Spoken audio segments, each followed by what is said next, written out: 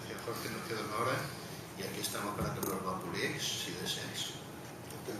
Sí. Entonces, ¿es recomendable escribir en tercera persona? ¿O en qué recomiendas? Mira, ustedes saben, hay tres posiciones narrativas básicas, ¿no? La primera, la segunda y tercera persona son personas gramaticales. Luego tienen evidentemente un focalizador cuando tienen la tercera persona, que es si yo cuento en tercera persona, es decir, tengo habitualmente un narrador que se llama omnisciente, un narrador que es solo una voz, pero ¿desde dónde estoy observando la historia? ¿Desde la perspectiva de quién? Casi siempre lo que hace el escritor es cuando elige una tercera persona, elige a alguien desde donde se cuenta la historia, ¿verdad? Desde su perspectiva. Hay novelas en que no, hay una especie de narrador omnisciente colectivo, por ejemplo, en Mientras agonizo de William Faulkner, que son distintas voces, ¿no? Pero por lo general, uno cuando cuenta en tercera persona elige desde dónde se va a contar, ¿vale? Pero hay una cosa muchísimo más, un tejido muchísimo más complejo, y es que además de las voces, ustedes tienen posiciones narrativas que son los discursos, o sea, los discursos o estilos narrativos. ¿En qué se cuenta? ¿En indirecto libre, o se va haciendo una mezcla? Ustedes conocen el cuento de Julio Ramón Ribeiro, La juventud en la otra ribera, me parece que se llama. ¿Lo conocen? ¿Lo han leído? Vayan corriendo a leerlo. Es buenísimo. Van a ver ustedes allí cómo trabaja él con los narradores, con las distintas voces de un narrador.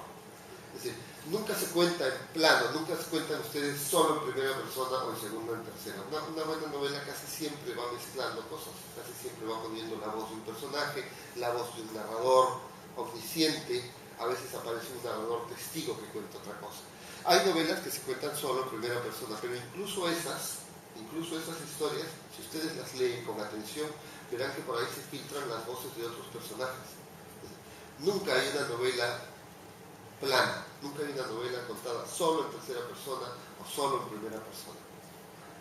Incluso en las que evidentemente podríamos decir que es así, por ejemplo, la novela de Vargas Llosa, Las travesuras de la niña mala. Está contado en primera persona, ¿verdad? Pero ¿acaso no hay voces? ¿Acaso no hay personajes que hablan? O sea, ¿se puede decir que todo es primera persona? No. Hay unas voces que aparecen allí.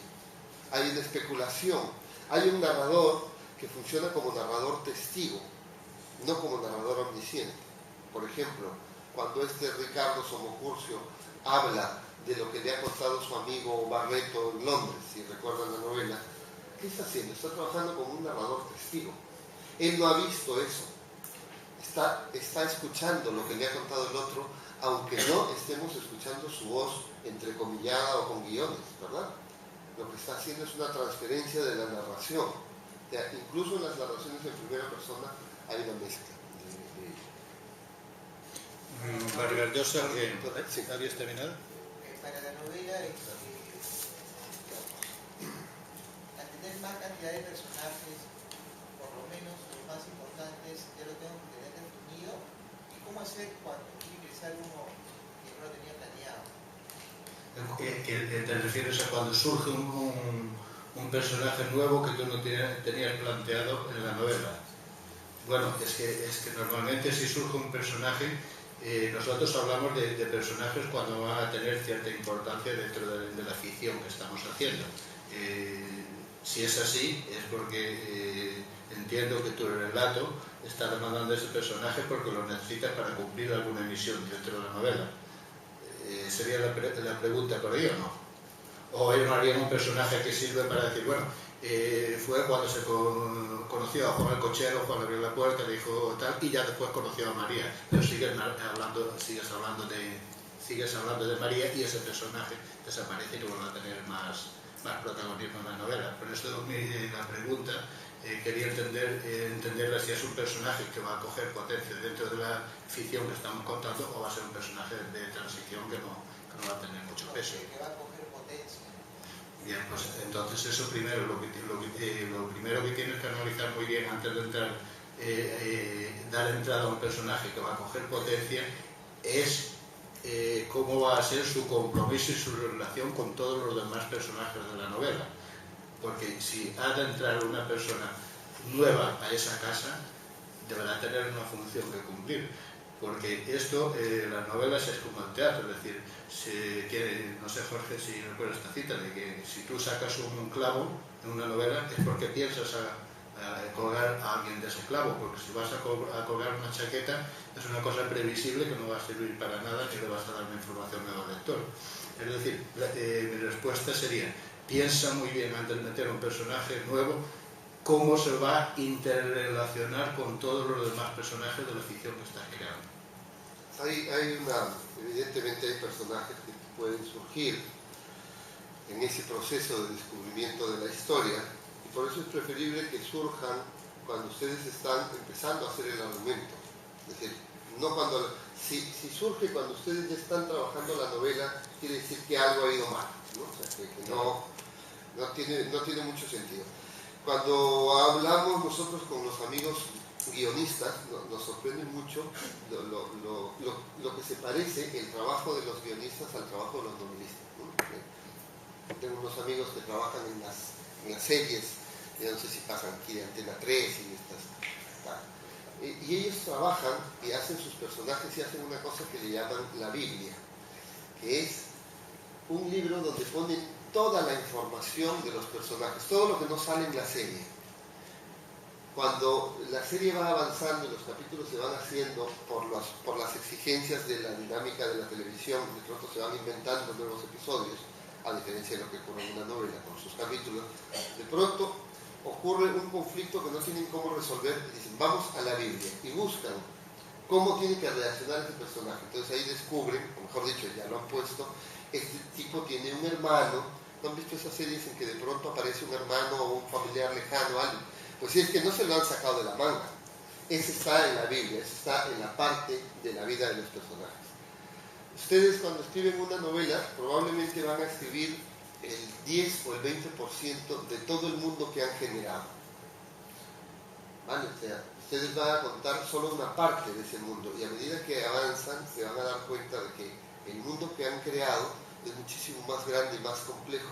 Si el mundo que han creado solo cabe en esas 100 páginas y no se les ha quedado nada en el tintero, es que no conocían bien la historia. Ustedes tienen que conocer bien la historia. Por lo tanto, un personaje que cobra protagonismo de pronto, sorpresivamente, digámoslo así, debería hacerlo cuando están en el proceso primero de la génesis de la novela, no cuando se está escribiendo la novela.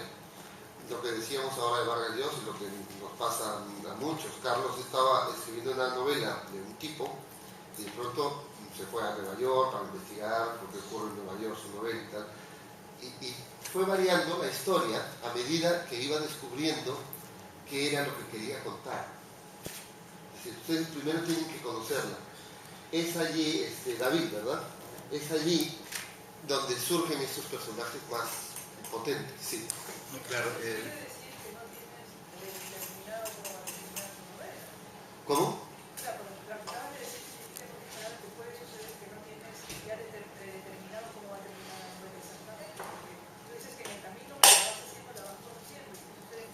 Pero antes tú tienes un argumento. La idea es que si tú tienes el argumento de la historia y sabes dónde empieza y dónde acaba, a la hora de empezar a escribirla, esa novela puede sufrir ciertas transformaciones. Es decir, yo sé lo que quiero contar, ustedes saben lo que quieren contar. Bueno, la novela empieza aquí y acaba aquí. Esto es lo que voy a contar. Ese es el argumento de la novela. Y a medida que escribes, la novela va surgiendo unas ciertas modificaciones. Lo que no pueden es surgir esas modificaciones cuando ya están en el proceso último, que es la creación de la novela. Estamos hablando de la parte del diseño, del trabajo, de los capítulos, de las fichas, de los cuentos, de los personajes, etc. En ese momento es donde ustedes descubren lo que quieren contar. Sí. A ver, un segundo. Había atrás una pregunta. ¿Qué estrategia me es útil para el inicio de una novela? Porque muchas veces uno tiene la trama, los personajes, incluso las palabras, pero existe ese conflicto entre cómo iniciar la novela, cómo empezar. Iván es tu nombre. Hola Iván, mira. Conviene, o mi experiencia, lo que me dice es que conviene no